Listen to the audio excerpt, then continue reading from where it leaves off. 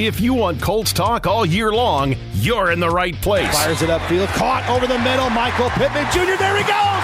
He's at the 40, he's at the 30, slips out of a tackle, 20, 10, 5, touchdown! Michael Pittman Jr. takes it 75 yards to the house. Big run, angling left, 40, he's at the 30, down the near sideline, 20, 15, 10, 5, touchdown! Jonathan Taylor, a 49-yard gallop to pay dirt. In the Indiana Union Construction Industry radio studio, let's get the podcast started. Welcome to the official Colts Podcast. Hello, everyone. JJ Stankevitz to my left, Larra Overton to my right. It's the dog days of summer. The boys are not on the football field. Nothing new to report on other than what we can expect in this upcoming training camp at Westfield. So I want to go over some, lingering questions that we have for you Colts fans out there that are getting ready for this 2024 season, just like we are. But first, I want to give the floor to Mr. JJ Stankevitz. I've seen you work on this project for many months now, and I want you to tell our listeners and everybody out there on the Colts Audio Network what we can expect, because you've got a doozy on your hands, and it is called The Move. Yeah, the day is almost finally here. Monday, June 24th will be the first episode of The Move. It explores the rise and the fall of the Baltimore Colts. We'll have 4 episodes total of this narrative podcast that tells the story of why the Colts moved to Indianapolis, why they left Baltimore, how Indy got them, what happened after the team moved, what happened the night of the move. There's a lot to get into, a lot of stuff that I didn't know about it, a lot of really interesting stories, and we kind of got it all together. Casey Valier has been working his butt off as well. Matt Taylor just got the music in for episode 1, so we've been Is really. It Tom Petty? It is not. There is no classic rock in there. Wait, hold on. Are you sure Matt Taylor's involved? Matt Taylor nailed the music, by the way. He was like, That's I the think guy. I think I can really get that, and let him go on it. And boy, did he crushed it. So we'll have a trailer for it out on Thursday, most likely either Thursday or Friday. Still solidifying some details there, but you're going to hear from a lot of people who are involved in the move, who were affected by the move. Starting with Colts owner and CEO Jim Irsay, who I had a chance to sit down with to discuss this. Talked with Pete Ward, John Scott, who's the old equipment manager. You'll hear from a number of people in Baltimore. Quite a few people in Baltimore. Quite a few people in Baltimore. A lot of people who the wound is still open. Yeah, for sure. I learned a lot of people here in Indianapolis, including Jim Morris, who's the deputy mayor to Mayor Richard Lugar. I had a chance to chat with him for this, as well as Bill Benner from the Indy Star, Debbie Knox, who you know from Wish TV, Tom Griswold, half of the Bob and Tom Show. Sure. So a lot of voices, a lot of people who have been impacted by this. But the thing that I'm so excited about this story is that it's not really a football story. Like it's a political story, it's a historic story, but it's just mostly it's a human story. It's about how this whole move changed people's lives in Baltimore and in Indianapolis. And it's been a fascinating thing to put together. I'm so humbled that I got to be the one to kind of take this from start to finish and tell this story to the people who, maybe don't know it or maybe know it, but maybe we'll learn something that they didn't know before. I'm just taking personally that my suggestion for the title didn't get used. What was it? Middle of the night. Ooh, middle of I said middle of the night. The Mayflower move to bring the NFL. I take it very personally, JJ. We discussed it and it was good, but I wanted it to be about more than just March 28th, 1984. Like that is obviously the crescendo for the whole story, but everything that led up to that day, to that night, is why it had to happen then. It's Indianapolis building a dome without a tenant. Right. It's Baltimore failing to get the Colts the new stadium that Robert Irsay needed because he spent literally every last penny of his money to buy the Colts. And he needed a new stadium. Great stories. And then Baltimore and the Maryland state legislature passes eminent domain through the state Senate, and all of a sudden it's like, well, we either got to get out of here or they might come take the team. Yep. And it's this incredible what a story build up for it. One of our colleagues suggested Baltimore no more Colts. Baltimore no more. Yeah, that was a little tough. That is a little tough. We love you, Baltimore. Yeah. We love you here in Indianapolis. But we had a lot. There were a lot of fun. Like there was some fun banter going on. Yeah, like you brainstorming should, it all. You should see the brainstorming Slack channel we have and all the rejected suggestions that we had, like crab cakes to cornfields. That was a rejected one. Not bad. Yeah. But JJ, really, to sit down with Jim Irsay, the CEO and owner of this club, and talk about that era where he was under the heavy guided hand of his father. I don't want to give away anything because you're not going to want to miss this, but did you learn anything from Mr. Irsay that day that you didn't know before going in? Well, I didn't know that he was given a bulletproof vest and an ankle bracelet with a gun on it when the Colts moved here. Yeah. Because there were so many death threats against his family. That's one thing that I learned. I won't give away anything else, but that is one thing that I learned, yes. Well, congrats, and we'll have a chance to talk about this over the next couple of months. But Colts fans, it is on the Colts Audio Network. It's incredible. It's an award-winning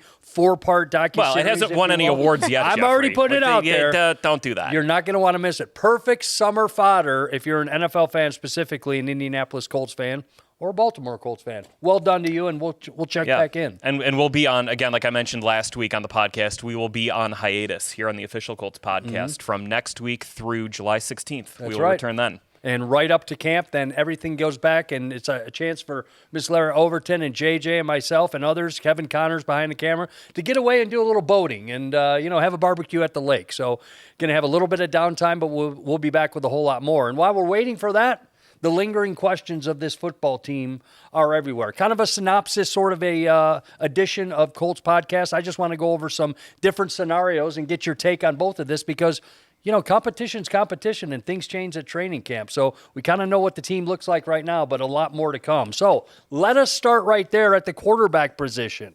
My question, JJ, I'll start with you. Anthony Richardson, a sample size last year of him running this offense, and obviously even at Game 4, Game 5, it was still new to him. Well, he's had an off season, plus he's had an injury first-year season. He's had more time to get into the film room, obviously talk with his offensive coordinator and head coach. Are we going to see some things out of Anthony this year with this offense that we kind of had no idea of the last 4 or 5 games that he played in last season? Yeah, you talk about something I'm going to be thinking about on the boat this summer. It's going to be like, how are the Colts going to evolve that little sample size we saw of Anthony Richardson into more? I don't think you're going to see Shane Steichen just run it back with, hey, this worked for him last year. Because we didn't get to see the evolution of Anthony Richardson throughout the full 2023 season. We saw a little glimpse of it, and then it went away. There is more that I think Shane Steichen has dialed up for Anthony. There's obviously whatever plan the Colts had last year for JT and Anthony Richardson, for Jonathan Taylor and Anthony Richardson in the backfield. Okay, they didn't get to deploy it, but I don't think you just dust it off and say, let's go back to what we were going to do a year ago, because now you as a coaching staff have seen Anthony, you've seen Jonathan. You haven't seen them together, but you now have an idea of what their strengths are within your offense. Let's go try to accentuate those. I think that whatever Shane Steichen is cooking up right now, well, he's out fly fishing in Idaho or wherever. I mean, he is cooking something up that's going to be really, really fun to see, and it's not going to be what we saw last year. I also think when you go back to last August, Anthony Richardson is drinking out of a fire hose in terms of, the cadence of the schedule of training camp, getting ready, being named the starter, all of those things. Well, now you've had more than 12 months with this playbook in your hand, and you've been able to sit throughout the majority of last season in that room, watching Gardner Minshew work, getting such a greater comprehension of that playbook and what it was. You should be able to start digging in a little deeper and unfolding some new things within that playbook that Shane has built, not only from last year, but inspirations and influences from when he was with the Chargers and Justin Herbert, and when he was with Philadelphia and Jalen Hurts, and those different type of things, and knowing how all of those things play into Anthony's skill set. Watching Anthony's development coming off of the injury and exactly where he is, and knowing how to put him in a position to be successful now that he has much more comfortability within this offense, with his offensive line, with, his starting center, Ryan Kelly, with these receivers who he has, even with those new receivers who have come in. So I think that on top of it all is just Anthony being even more comfortable with the mastery of this offense that will equip both Anthony and Shane to be more creative. For sure. And I'll tell you what, Shane Steichen, on the same note, guys, disagree or agree with me or not, he has to change. And what I mean by that is he had great success with Gardner Minshew.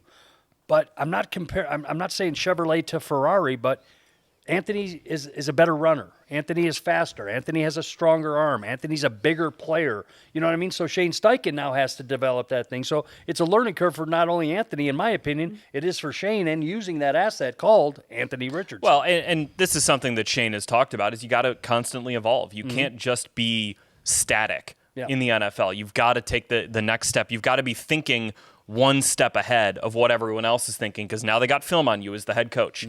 They know some tendencies. They know some things. And granted, you don't have the same personnel you had last year, but I think Shane, another thing he's probably thinking about right now is, okay, take Anthony out of it. How are we going to evolve the rest of the offense? Sure. How can I continue to accentuate the strengths of the other players on this team that aren't just Anthony, that guys, now we've seen what Josh Downs can do on the field. How can we grow what he does and make him a more productive player? How can we take what Michael Pittman did last year and improve that? I mean, there's so many different ways that the Colts can go about this, but it all goes back to you got to stay evolving. You have to stay ahead of the league, because once the league catches up to you is when you start kind of losing your steam as a franchise. Absolutely. Well, there's been some offseason moves as well as new players and new coaches. Larra, I want to start with you on that. Last year, 51 sacks from this defensive line unit. Now we're adding a fellow by the name of Liatu Latu, who's going to make an impact in that room.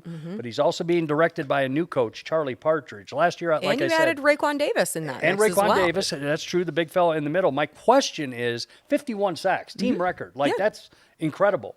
What does it look like with Charlie Partridge this year and adding his expertise? How does that group become better? And is it only on, hey, they need 52 sacks to be better than the year before? I don't think so, because it's a great number, but it's only one figure in terms of how effective you are as a defense. When you look at, I would look at, hey, how many guys can you get to have 8, 9, 10 sacks? How many guys up front can be there? It's not so much about having one guy who has 15. I would like to see 6 guys, that all are in that 8 to 10, or something. I'm going to actually counter you on that. Yeah. I would like to see the one guy with 15. Yeah. I would like to see the one guy who is just like, this guy is a problem, and every single defense, when you get to the playoffs, which is where the Colts expect to go, you are like pooping yourself of how you're going to defend this guy or how you're going to block this guy. Yeah, I think a Myles Garrett, Miles Garrett and Aaron Aiden Hutchinson, a Nick Bosa, those type of guys. Maybe a Watt throw in there somewhere. Yeah, Justin Matabike. Just like that, it doesn't have to be an end or attack. It can be whatever position. Chris Jones, right? Like, you look at these teams that consistently are competing in the playoffs, and they usually have that guy. And I think the Colts, it's great to piece it together, and you absolutely need that depth, and you need waves. But I think if you're looking at where this team can improve as a defensive line, it's, hey, get that one guy who opposing offensive coordinators have to change their entire game plan to stop. I think, too, beyond sacks, what I want to just see is more consistency in pressure on the that quarterback. Too. Yes. That's really what it is I think sacks are a really sexy stat that people like to draw upon, but it isn't always indicative of how effective your front is. It is only one measurable of the entire picture. So to me, consistent quarterback pressures, especially when you look at the quarterbacks who you are facing, the ability that they have, the schedule that you have in front of you, to me, great. Okay, if they get 52, they beat the franchise record, great. But I would just be happier if the quarterback pressures number is much more consistent and especially effective early on in the season. That is one thing. Through those first 4 games, you want that group to be humming. Yep. And JJ, you're right. How do we stop this guy is what I want other, offensive coordinators saying. How do I get this guy out of this play, whether it's Liatu or anyone else across and look, I mean, this isn't meant as a slight against any of the guys the Colts have. No. There's just that top tier, the guy who is getting 14 or 15 sacks. TJ Watt is one of these guys where you have to have just like a you almost have to But what overcommit. happens when you lose that guy? That's the Well, other part right. of You it have is to have like, the look depth. at the games when TJ Watt is out. Then Right. what do you have to do? That's why yes, if you can have one of those guys, sure, and he is reliable and he's consistent and he's a guy who's out there, 17 games, sure. But I also like the fact of, too, is if you lose one guy, it doesn't completely change your Right. entire game plan, too. I think that there are a Yeah, lot no, of I- layers to that. I totally agree with that, where you need to be able to have that depth, and you need to be able to rotate these guys. You can't just expect DeForest Buckner to play 80% of the snaps every single year just because he takes great care of his body. Like, you got to be able to rotate, but I'm more getting when you get in the playoffs and you have that guy. That over the last couple of years has been a constant theme of the teams that have been playing for a conference championship, that have been playing deep into January, as they have. Cincinnati is a Trey Hendrickson. Yep. That guy. I mean, he's 14 and a half sacks. That guy can wreck the game if you don't have a proper plan for him. And the Colts have guys. Samson Ebukam had a really good year last year. Kwity Paye is ascending.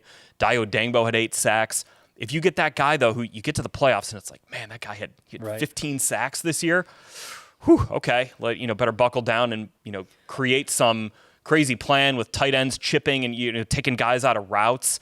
That's where I think the Colts. That's where I think maybe not this year, but at some point you're thinking Latu can be that guy. And I think that you put yourself in the position to have that guy late in the season and in the playoffs by being effective early and having distribution Right. across the front. And you give guys an opportunity to develop and gain confidence. And it's not all on this player week one. It is, hey, we've got really good distribution across the front. And then that you can rely on the guy next to you. And you're all leveling up to the play of one another. And then suddenly you're getting into that meat of the season, right? That middle third. And then you're starting to ramp up and you see that guy emerge. I think that's the really effective way to put someone in the position to be that game wrecker up front, to again steal a line Right. from Rick Venturi, your ambient player. Well, and again, the only way, by the way, and this is to your point, the only way you can develop that ambient player at defensive end is if you have another guy who can do it. Yes. Because it's like, okay, well, yeah, this guy's got 15 sacks, but like, okay, we'll just double him, and who cares about the guy on the other side? right. Dwight Freeney and Robert Mathis. Yeah. Okay, you want to go double Dwight Freeney and chip him? All right, Right. you're going to leave Rob one-on-one on an island? That's not a good plan. So you have to have that other guy who can be a weapon in getting pressure and getting after the quarterback on the other side or in the interior or wherever it may be, to then generate that 15-sack guy. And I think Charlie Partridge is well equipped and well positioned to develop that group because of the great background that he brings in, great success at the collegiate level that he had, that is going to bring that new dynamic just in terms of how he leads and the priority that he places upon, the development and all of the little things and the different nuances. We saw a little bit of it throughout minicamp and OTAs of what he brought in. I think that that'll be interesting as well because he is such a educator of the front, right? A defensive line educator, almost a professor of sorts of that. And he's done it consistently so long at the college level. I think that brings something really interesting into that room going into 24. Well, that room's exciting. There's athletes all across the board, and you said it best, Larra. Pressure, and January pressure is what we know wins playoff games where the Colts hope to end up. I want to switch to the other side of the ball now, guys. Let's talk about the wide receivers. Larra, I'm going to start with you. Let's go through it. Michael Pittman, big contract extension. We saw it. We saw Alec Pierce here going into year 3. A.D. Mitchell, Josh Downs, the rookie A.D. Mitchell. Josh Downs, a second-year slot guy right there. Anthony Gould comes out of the 5th round. That's 5 wide receivers right there. My question is, I know we're not picking the roster. How many are we going to keep? But Ashton Dulin is kind of a two-headed monster in a special teams way, and also he's a speed merchant. My question to both of you, and Larra, I'll start with you, is what does that look like for this roster as far as carrying 5 as opposed to 6 wide receivers? I mean, I think the kickoff return rules, the change there has made this a little bit of like the Wild West in how it's implemented and how a coach like Brian Mason and these special teams coordinators are implementing it and utilizing the skill set in guys that you have on your roster. There are conversations with other teams of maybe you use more of like a running back rather than more of like a receiver or a corner. Maybe you don't even have a kicker on the field. Like it's Seriously, yeah. It is so wild in terms of the implementation. And I'm intrigued with Doolin because he obviously lost last season due to the injury. Like, where is he? And you know that he has unreal breakaway speed. Like, that has been well documented. I think that it really will come down to how they envision utilizing that spot and, how that person, especially when you have someone who does have experience like an Ashton Doolin versus perhaps a rookie like an Anthony Gould or a Dallas Flowers as well. I think that it's not typically an area that I think a lot of fans, a lot of like your general football fans would pay attention to those reps in camp, but I think it is certainly an area that we will in terms of both of those return positions. Yeah, usually the special teams period of training camp is when I'll go like grab a water, or I'll go use the bathroom, just, we'll be fine.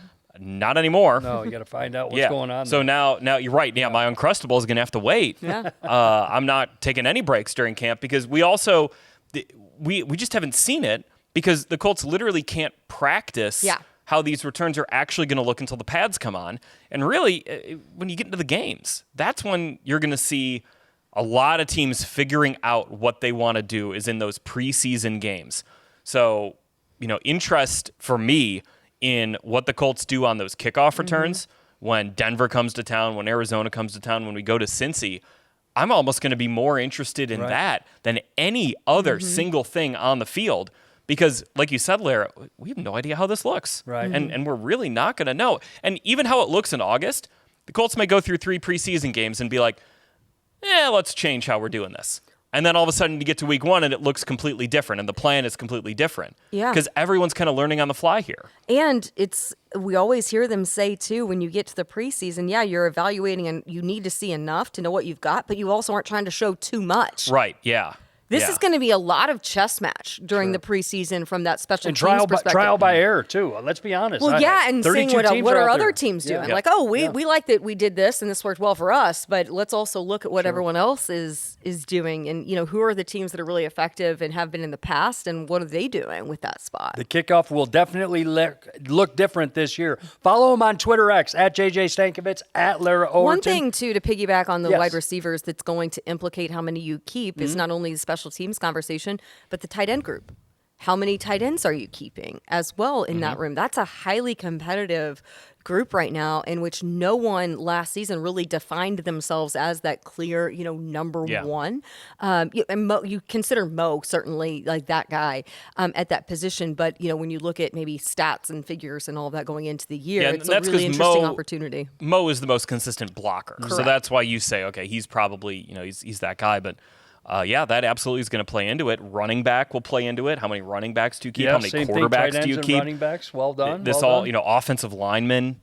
It all kind of gets into. Usually, you keep 25 on offense, 25 on defense, 3 on special teams. How does that play out if you wind up going that route? You do keep 25 on offense. How many of those can be wide receivers? Could it be 6? And if it's 6.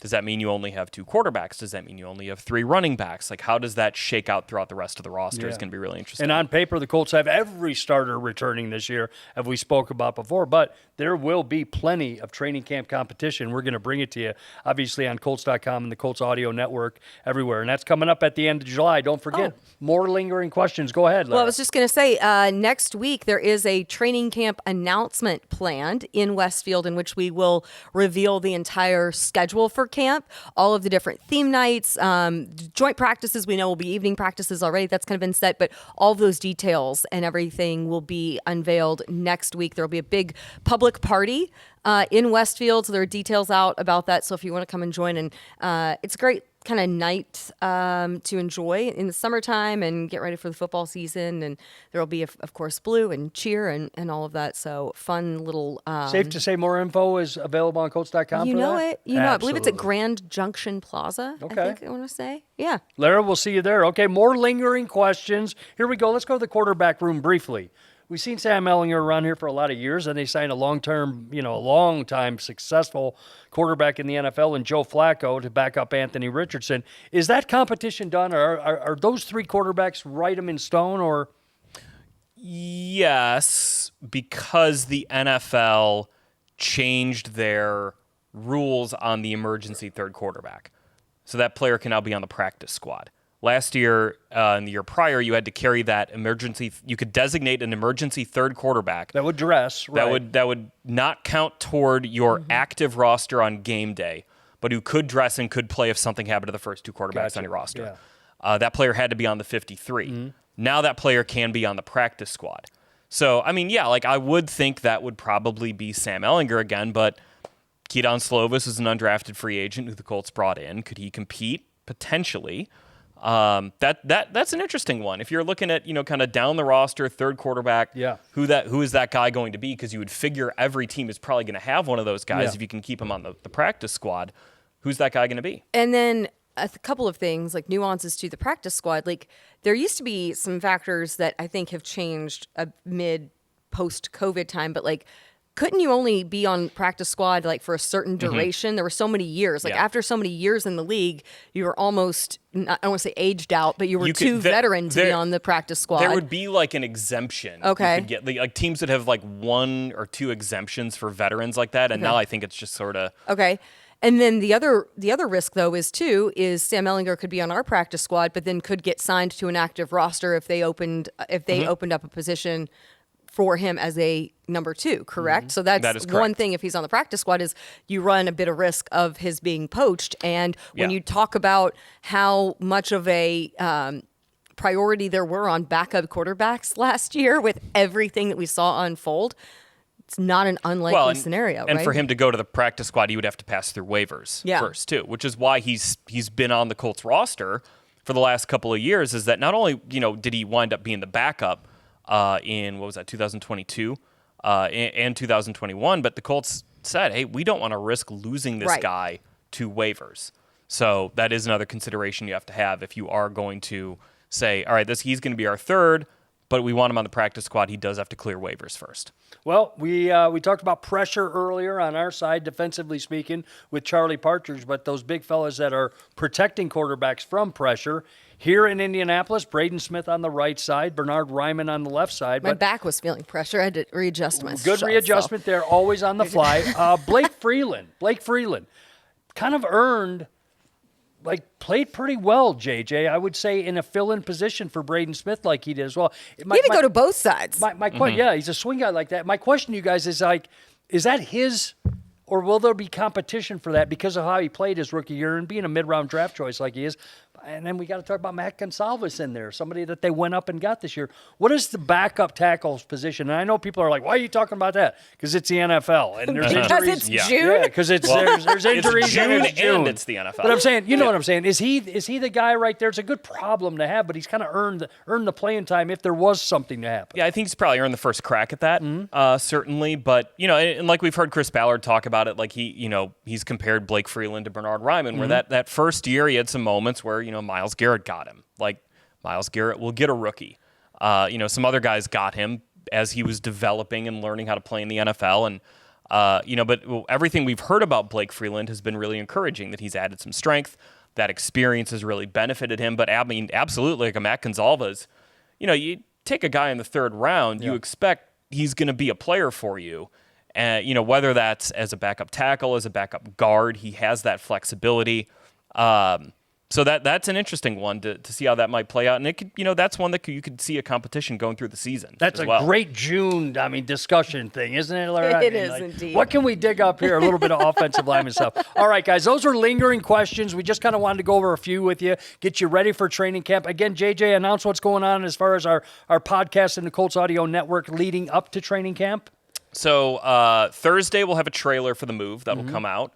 Actually, let me run that one back, because Wednesday we're going to have the first episode of Colts Reunion. Nice. The Colts Reunion podcast. That'll be out with Ken Dilger out on Wednesday on the Colts Audio Network. Thursday we'll have the trailer for the move. Friday we'll have the last word with you and Mayte.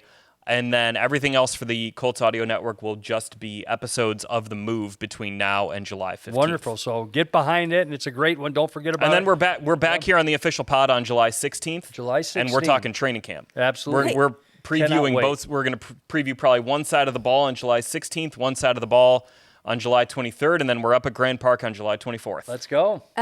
Speaking of, though, what's going on right now at the home of the Colts at Lucas Oil Stadium. Yes. Have you guys gotten down on the swim trials yet? I have not seen it, but man, does it look cool. I am going on it. Thursday. I cannot watch. Quick shout out to Indiana Sports Corp, everyone and all of the various parties that have gone into making that successful and selling out crowds. There have been 20,000 fans for those sessions at the stadium to watch all of those who are competing to make the U.S. Olympic team. I cannot wait to watch. I am so excited to go down there. And one of the things I really enjoy is this time of year, like, getting to nerd out about how great of a sports hosting city we have and getting to go and like observe an event of that caliber being held in our hometown, downtown. I want to see the Eiffel Tower on Georgia Street. I cannot wait to go and do all of that. So. Good. Have fun down there. That'll be great. Thanks so I much. say, guys, keep that pool going. Have a little open swims afterwards for a couple of weeks. Do you Maybe know? Kids swim here and there. No, adult swim only, something like that. Do you know that they brought all that water in from the White River? And filtered it. How about that? Yeah. Pumped it in. An incredible story. And then they're going to dechlorinate it and put it back in. It's part of like a conservation effort. I believe they worked with citizens and, Cool. a couple of parties to do that. Indianapolis, So- one of the great host cities. My name is Jeffrey Gorman. That's JJ Stankevitz. That is Miss Larra Overton. Before we go, I love to say this to you because you're all about the bright lights and the glitz, and you're always lovely as they get. What are you wearing today, Miss Overton? What are you wearing? Goodness. You are too sweet. This is from the Colts Pro Shop. Mm-hmm. It is Majestic brand. It's kind of a little tie-dye horseshoe, slightly cropped, but not too cropped. So, for all of your summer shopping needs, hit up the old Colts Pro Shop. It's pretty simple. All right, well. We got the Allbirds couch over here. There it is, by the way. Allbirds Yeah. couch. Yeah, we stuffed a Allbirds lot. We stuffed couch. about 4 pounds of stuff into a 2-pound sausage. So I'm glad we my. got through it today. A couple of weeks off, but don't forget the move is starting, the 4-part documentary. 4-part podcast, rather, but it is a documentary of sorts podcast, because yeah. the way you take us through that thing is really, it's going to be something that you guys will be listening to. Hey, close the door and put the earphones on and let it rip. So a lot of information coming up on training camp. You can find it all on Colts.com. Again, on Twitter X at JJ Stankevitz, at Larra Overton. Thank you, Kevin Connors, behind the camera today. And Colts Nation, we will be talking to you real soon. Training camp is right around the corner. Go Colts.